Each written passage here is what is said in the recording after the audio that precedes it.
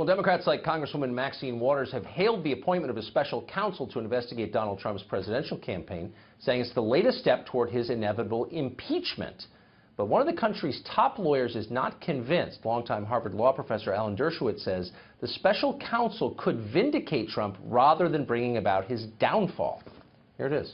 Me the criminal statute. I still sit here as a civil libertarian. I don't want us ever to become what Stalinist Russia became when Stalin was told by Lavrenti Beria, show me the man and I'll find you the crime. What is the crime?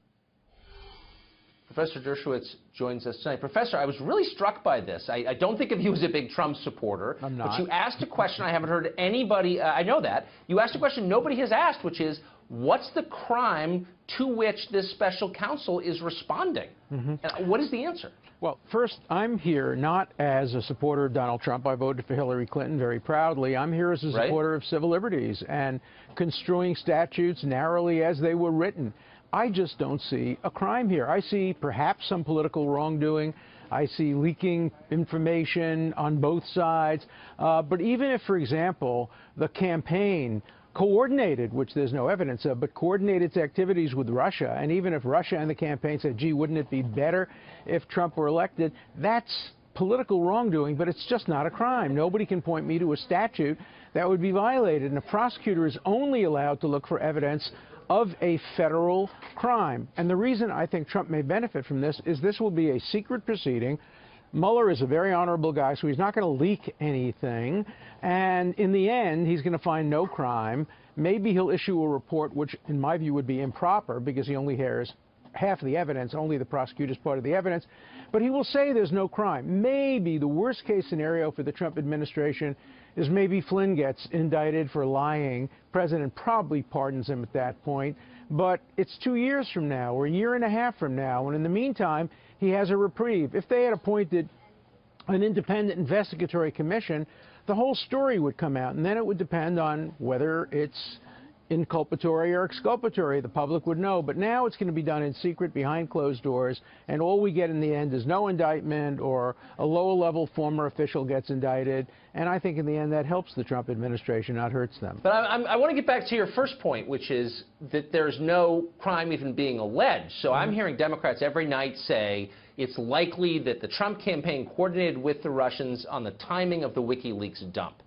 If there's no evidence of that, but if that turns out to be true, that's not a crime? Of course not. Why would that be a crime? It would be like the Washington Post publishing WikiLeaks. As long as the Trump administration or no individual told them to hack the DNA, that would be obviously very different, or gave them information that was useful in hacking the DNA. But just knowing that they hacked the DNA, taking advantage of that fact, it's not a crime.